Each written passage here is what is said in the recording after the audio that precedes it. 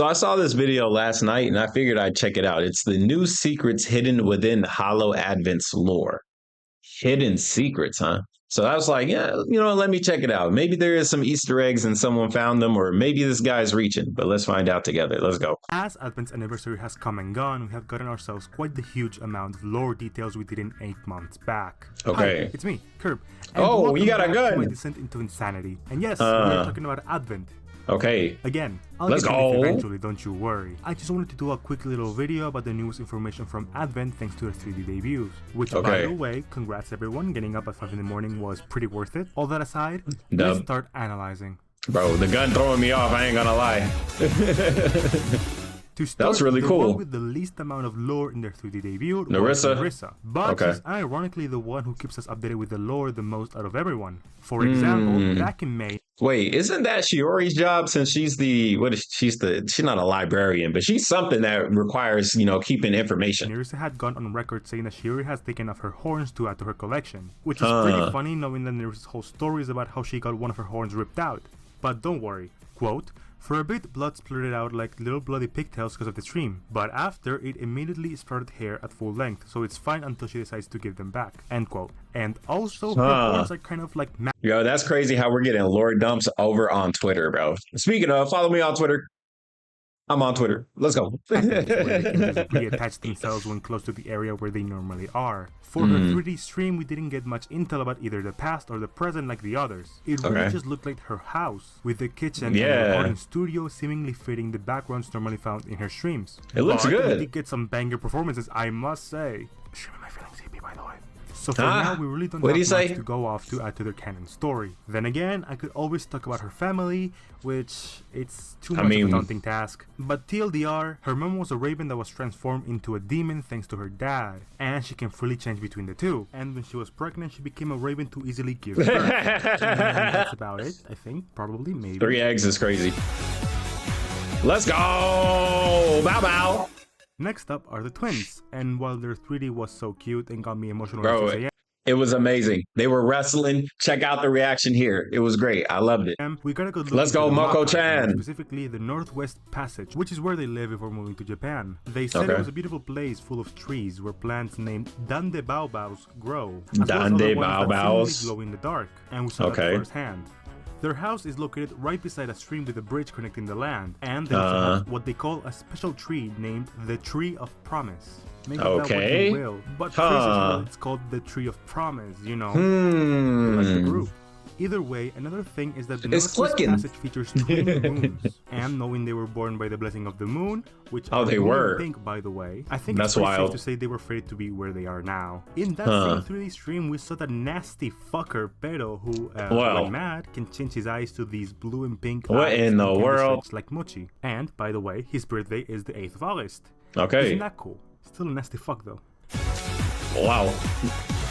Okay, it's Bibu time. Beepster with her 3D debut, which, crazily enough, had a lot to deliver. Apart from her being an excellent performer and singer, we got what is the first look at Bibu's origins, or her location before getting sealed. The place has been filled with church and rising crystals made by Bibu. The structure, the altar-looking thing, and most importantly, the chairs. Oh yeah, and also those statues that may be gods. Hence, that this is a church of some kind. Maybe a church where people worship Bibu as the jewel of emotions that inspired greed and others for her beauty. Maybe.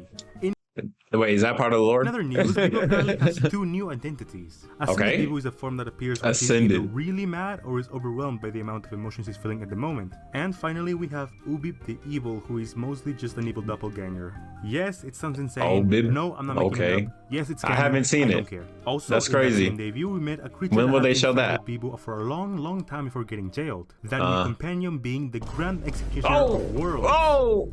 Who is that? They look like this purple rabbit-like animal with a gem stuck on their forehead. And with a name like that, I can tell you that I have my doubts about it. But they have been with Bibu, and they don't look like they could be a cold-blooded murderer with those cute and cuddly eyes. You could have fooled me. Probably. Alright, Shiori. A novelist. She's a novelist. We are left with the Archiver as the last one once again. Archiver, I knew that. I need to thank Bibu for suggesting getting lore videos. She simultaneously saved my life for giving me stuff to talk about for hours, and doomed me for giving me stuff to talk about for hours. In Shiori's behind the scenes stream, what in the world is that? Advent were the ones who wrote the lore, but she mentions that her lore is the company one. And then we hear her talk about the elf person in the video, and well... Oh, and then people talk about the elf person at the start, the elf-looking person who I just killed off. Yeah. She killed them all. I just wanted to make like, yeah, I want a cute anime androgynous character. Don't be afraid. This only means that I can assign that elf person any type of role and Shiori won't be able to do anything about it. Anyway, before Shiori's 3D debut, we got a little teaser video talking about the reason Shiori left. Probably about her leaving before the 3D, talking about present and past colliding and such. When I saw this video, I knew we would be getting something. Present and past. In the past or in the present, but the question is, why was Shiori gone? Dear Novelites, I'm sorry to have left suddenly, but hopefully I'll be back soon. Bro, it's just scribbles on the paper. Easier to know what happened. Remember when I mentioned those unsettling dreams I've been getting? I'm just in this courtyard, but everything feels off when I'm there. Like, imagine if you lived your whole life underwater, and then one day you were on the surface. It's totally different, yeah, There's okay. something alien about that place. And when Dreamy is there, I'm filled with a sense of being trapped. It builds and... Being trapped? Well, lately, I keep ending up in that courtyard every time I dream, which has made it hard for me to fall asleep. This courtyard does exist in the real world, not the actual IRL world, the virtual IRL, you fucking get it. Which is why she decided to leave for a while. So her fake real world, got it. The same courtyard has a portal-like machine that makes Shiori be able to change from her 2D form to the 3D. After a while, the possible after effects of traveling into different dimensions takes it all on her. She quote-unquote breaks it down, and by breaking it down, she meant something more. Breaks it down? Hey, Shiori. She throw it back. The same courtyard in an alternate Halloweeny reality. When trapped there, Halloween Town, escaping that place, and with the help of Advent, which apparently can only manifest themselves as voices and books, she succeeds. The voices! The outer world is full of flowers that are reminiscent of the novel leads with their big old eye and aesthetic as a whole. That castle, while its activity is unknown, seems to be functioning with how the lights are on, and they literally throw a firework festival at the end of the debut. Another thing that is important is the fact that the elf person does appear in the 3D, but with a note. Okay, well, it says, don't worry, Shiori. While your powers will continue to grow, and your journey will take you to realities as of yet unbeknownst to humanity, as long as you have my bookmark, you will be protected. Please use it as your link to the past and your guide to the future.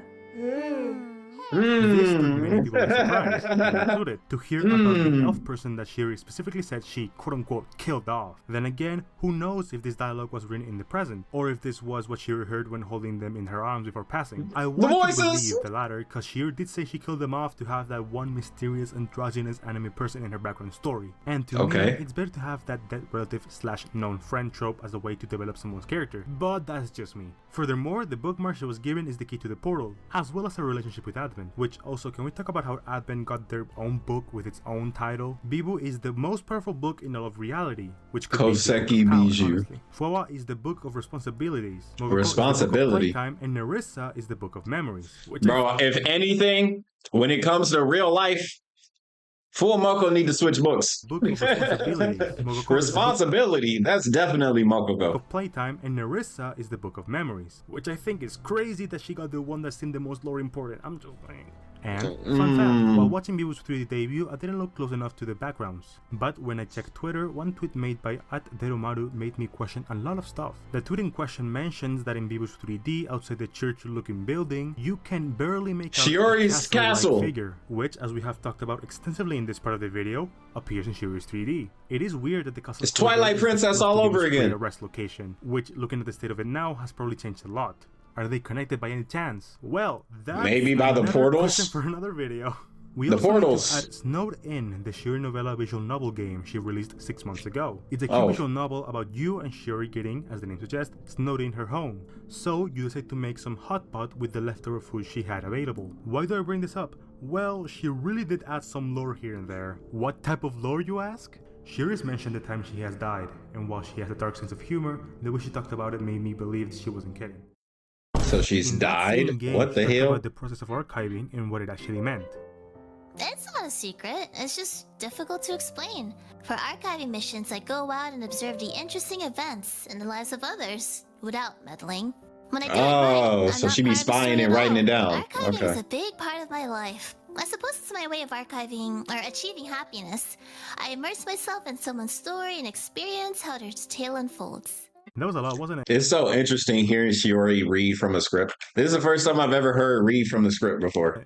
Well, I'm not done. She apparently lives in a remote place called Inkwell Island. And I don't mean the Cuphead world. She did say she had a personal library and probably is where she stores her archives. And we can see it in the Siren's MB. Also, this fucker is real now. Their name is Pokey and they pretty much just exist. They helped Alvin escape the cell in their 2D collab. Not for free. You'd think they'd be pretty traumatized going back there, but hey, we got some pretty great performances, so I think my goat Pokey was onto something here. Thank you all for watching this silly little video. Dang, I ain't gonna lie, I feel like there could be more that can go into this. I wanted to release this video for their first year anniversary, but I decided to wait on the 3D debuts just in case. I haven't heard this background song in a minute. Add later. True. A lot. The answer is a lot. Yeah, I figured they would add a lot because the hey, look, it's me. Hey, go check out the video with me and Chum right here. Anyways, yeah, I figured they add a lot, man. Like, yeah, it's only been 1 year, so I'm also interested to see like how deep are they gonna dive into the lore. I haven't been really big into lore, but I do enjoy the concept of it. So I'm definitely interested to hear and see what other stories that they have to tell because that's always fun and it's always cool. But yeah, you guys let me know what you think about the lore bits that have been revealed. Do you think there's like a super huge story that's going to be unveiled sometime soon?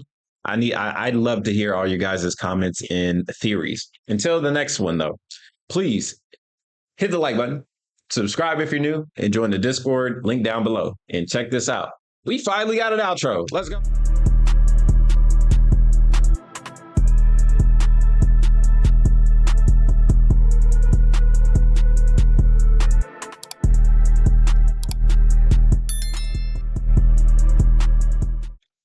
That was cool, right? Yeah, I know. Hit subscribe. Bye.